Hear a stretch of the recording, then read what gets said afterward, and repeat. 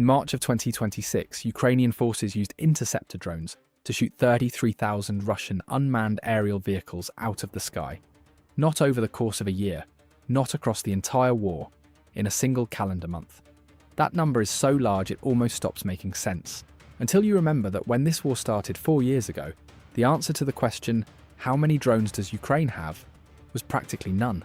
When Russia launched its full-scale invasion in February 2022, Ukraine had only a handful of Turkish-made Bayraktar TB2s. The TB2 was a mid-tier military tactical drone that had performed well in the 2020 Nagorno-Karabakh war and had gained something of a cult following in Ukrainian social media. It was quickly used to repel the Russian invasion in the first few vital months. Analysts praised its capabilities, which were then hailed as potentially revolutionary. But critics quickly panned the drone for being relatively easy to shoot down, with the public data registry Oryx cataloguing 26 TB2s destroyed in the first year of the war. Ukraine as a whole did not have a domestic drone industry worth speaking of. There were only about a dozen manufacturers producing platforms nobody seriously expected to define the war. The main drone was the A1CM Furia, designed firmly for reconnaissance and with no practical ability to be turned into a weapon. There was also the R18, which could be fitted with a 3-pound grenade and fly a measly 3 miles out over the course of 45 minutes. Way too slow to be useful. The situation was equally dire everywhere else.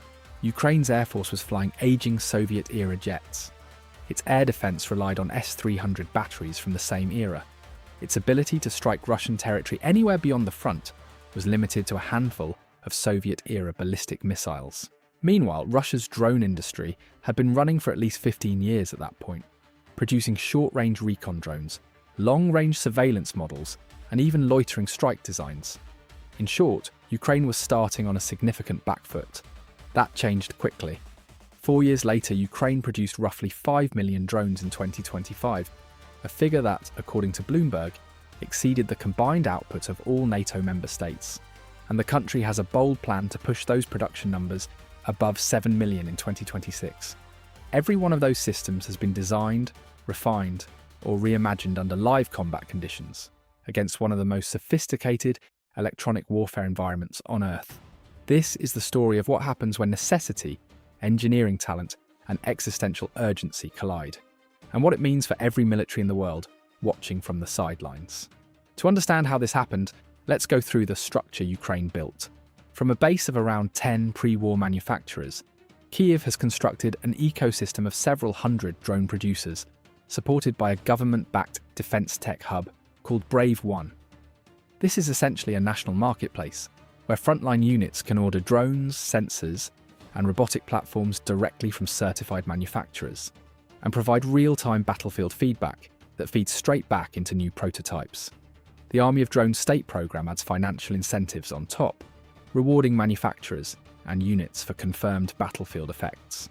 This positive feedback loop between the soldiers, using the drones and the engineers building them, has allowed Ukraine to push new airframes, improved antennas, and electronic warfare-resistant firmware into combat in a matter of weeks. That is faster than Russian procurement.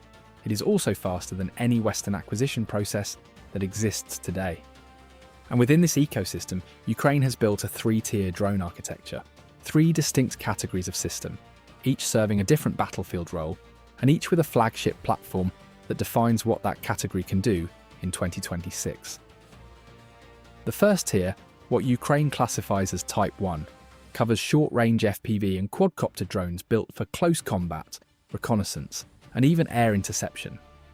The emblematic system here is the Shrike FPV, a carbon fibre quadcopter capable of carrying a 5-pound warhead and reaching speeds over 75 miles per hour, all to strike targets several miles away. Interceptor variants are optimized to climb to several hundred feet and physically ram Russian surveillance drones like the Orlan-10 and the Zala, often at a unit cost under $500. That last figure is crucial. Russia's Orlan-10 reconnaissance drones cost approximately $100,000 each.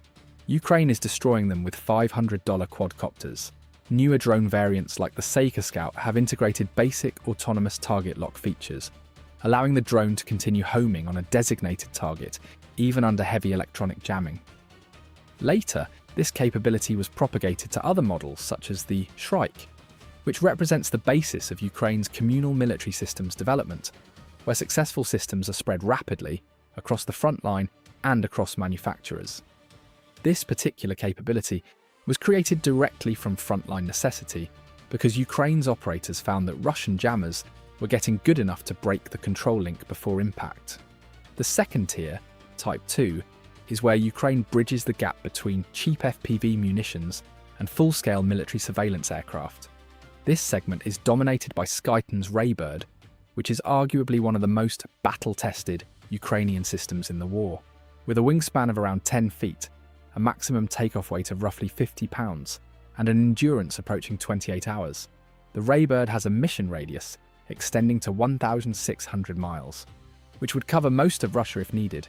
Its data link stretches beyond 200 kilometers and has proven resilient against some of Russia's most aggressive electronic warfare environments. In recent Ukrainian operations, Raybird platforms have been used to guide artillery fire on bridges, supply lines, and river crossings deep behind Russian lines. In most other militaries, this would require a much larger and vastly more expensive unmanned platform. Skyton has also partnered with Britain's Prevail partners to form Skyton Prevail Solutions, with the Raybird already participating in British military exercises and under consideration as a potential replacement for the UK's Watchkeeper surveillance drone. The third tier, Type 3, is where Ukraine's drone program has made its most dramatic leap: strategic long-range strike systems. The flagship here is the FP-5 Flamingo, developed by the domestic company Firepoint. The Flamingo is almost, but not quite, a cruise missile. It uses a solid fuel booster for launch, a small turbofan for sustained flight, carries a warhead of approximately 1 metric ton, and can reach targets around 1,900 miles from its launch point. At those distances, virtually every important corner of Russian territory is within range. The Flamingo's guidance system combines satellite navigation, inertial systems, and terrain-following profiles to defeat radar detection. Critically, it is being produced at a fraction of the cost of comparable Western systems. Manufacturing is now expanding into Denmark as part of Ukraine's growing European production network. The drone has already been in active testing with confirmed deployments, and there are reports of multiple FP-5s being launched at vital military sites around 900 miles inside Russian territory. But why does all of this matter? It turns out that drones have made a series of changes to how both Ukraine and Russia conduct warfare. According to some estimates, 70 to 80% of daily combat casualties on both sides of the Ukraine-Russia war are now being inflicted by drones. Not artillery, not tanks, not airstrikes, drones.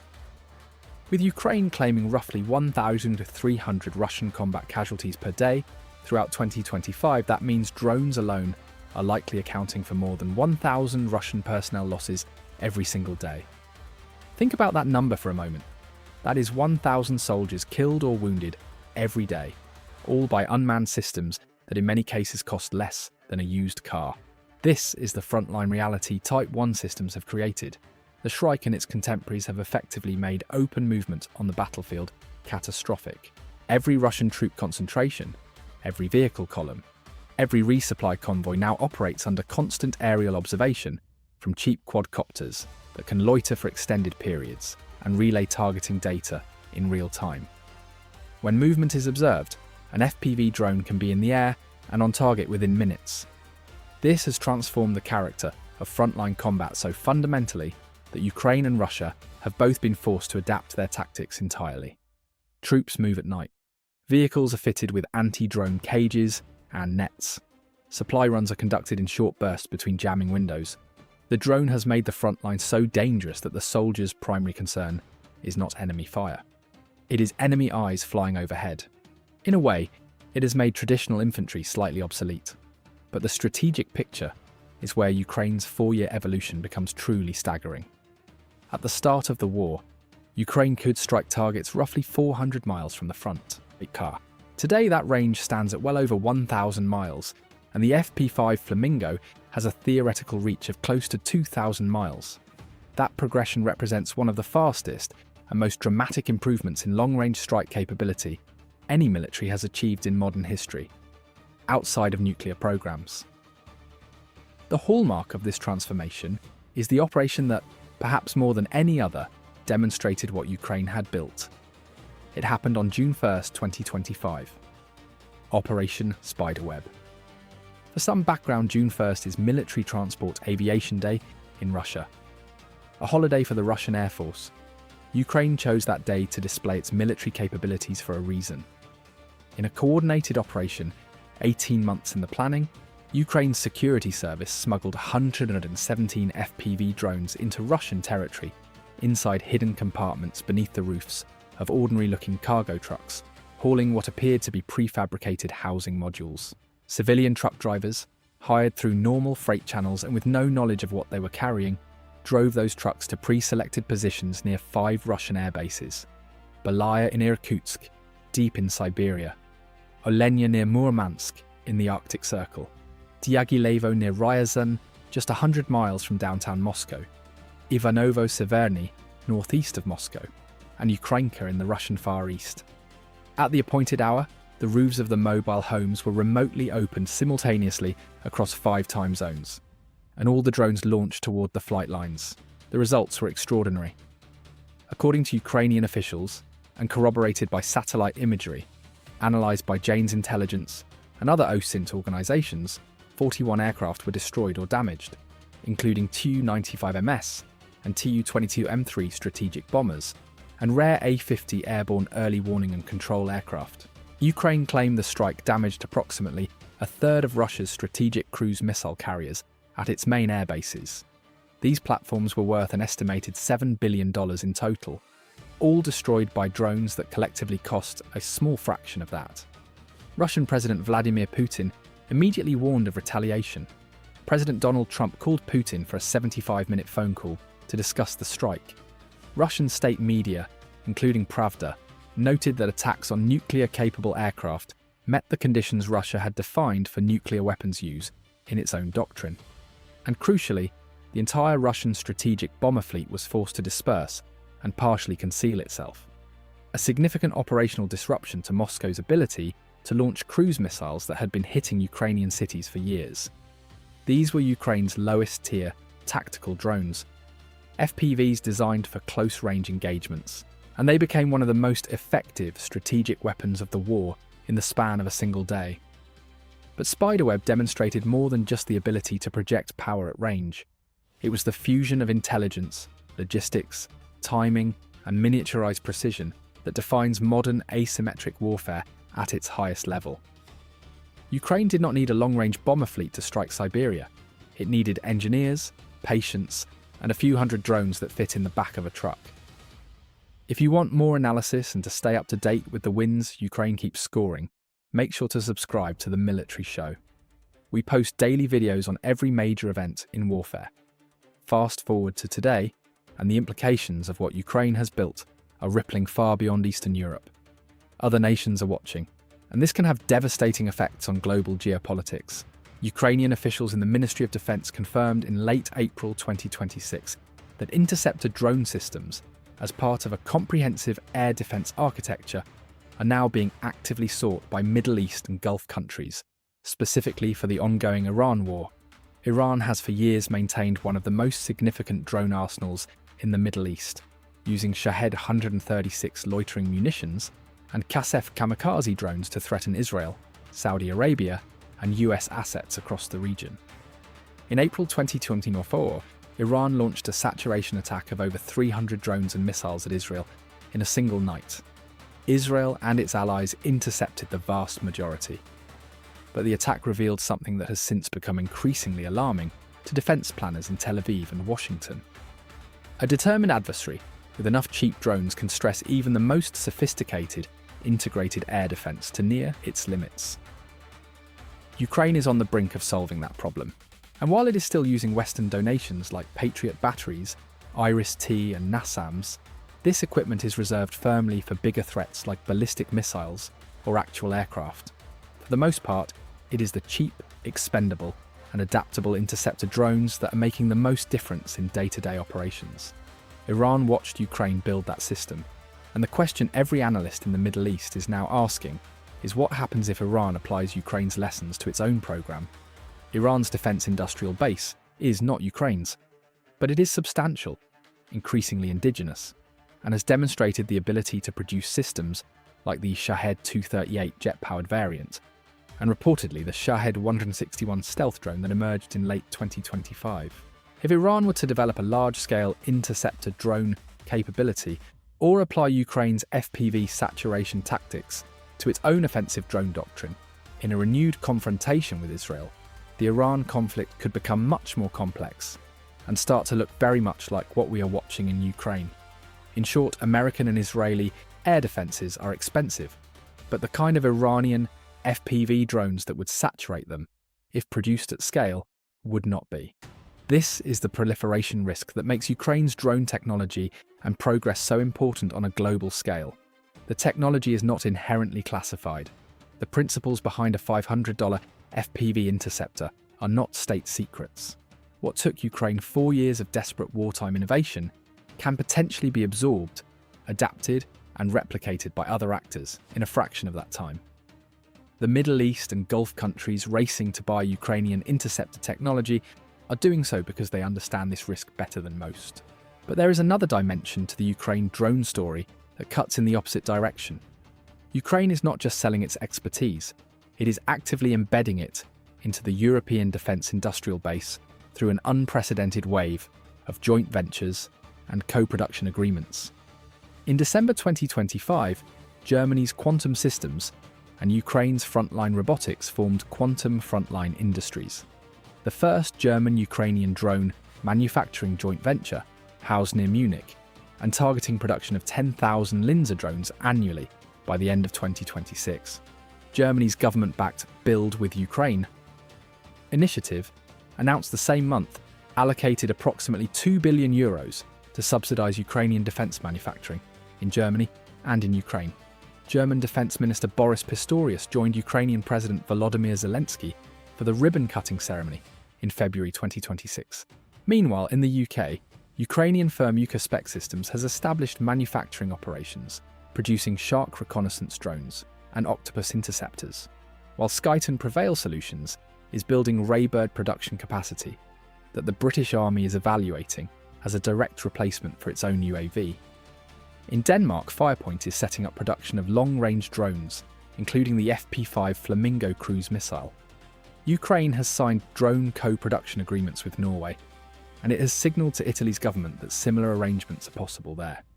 In April 2026, the European Commission unveiled the results of its 2025 European Defence Fund call for proposals. 57 collaborative research and development projects, receiving a combined €1.07 billion in EU funding, with Ukraine's battlefield knowledge explicitly referenced throughout as the foundation for the programme's priorities.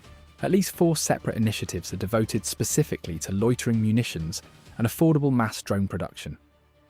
For the first time, Ukrainian entities are eligible to participate in European Defence Fund projects as subcontractors and third-party recipients. The EU's European Defence Industry Programme has additionally committed €1.5 billion to scale critical capabilities, including counter-drone systems, with €260 million earmarked specifically for Ukraine's defence industrial base under a Ukraine support instrument. Ukraine and Romania are also preparing joint manufacturing projects under the EU's SAFE programme, worth €200 million. What this means in practice is that NATO, even without Ukraine as a formal member, has direct access to the combat-proven drone engineering that 4 years of frontline warfare produced. Ukraine's Brave One hub reported publicly disclosed investment in its defence tech companies rising from $1.1 million in 2023 to over $105 million in 2025. The Council on Foreign Relations describes Ukraine's defence industrial base as having evolved into a pillar of Europe's future security. With its innovative defence sector, especially in drones, autonomy, electronic warfare, and battlefield software, Ukraine is now the leading edge of what any military in NATO will want to procure and replicate in the decade ahead. Here is the broader picture that all of this adds up to. For most of the 20th century, military power was synonymous with industrial mass. The country that could build the most tanks, fly the most jets, and sustain the highest rates of artillery fire would generally win. Ukraine has demonstrated that this no longer applies. A country with no drone industry in 2022 can, in 4 years, build a capability that kills more enemy soldiers per day than any other weapon system on the battlefield. And it can do that at a fraction of the cost, with a fraction of the manpower, and with an iterative development cycle that outpaces anything a legacy defence contractor can match. The side that masters drone warfare in the 21st century will not simply hold a tactical advantage, it will hold a strategic one that extends far beyond the battlefield, because drone supremacy is also economic supremacy. The ability to impose catastrophic costs on an adversary while keeping your own expenditure low fundamentally changes the math of what a state can afford to sustain. It is intelligence supremacy. Persistent aerial observation at scale means no troop concentration, no logistics node, and no command post is safe from detection. It is industrial supremacy. The state that can produce millions of expendable precision systems annually can outlast any adversary still betting on expensive, irreplaceable platforms. And it is geopolitical supremacy. The state whose drone technology becomes the standard others adopt, whether through export, joint production, or technical partnership, will shape the doctrine and dependencies of allies for decades. Ukraine stumbled into this realization out of desperate necessity. It had no choice but to build what it built. But what it built is real. It is battle-proven. And it is already flowing into the industrial base of the world's largest military alliance. The 33,000 drones shot down in March 2026 are a preview of how every future conflict will be fought, and a warning to any military that still thinks the 20th century's answers will work in the 21st. But at the core of the issue is not just the drones. Ukraine has been systematically removing Russian soldiers even before they hit the front line. To learn more, check out this video, and make sure you have hit the subscribe button to stay up to date with all new developments.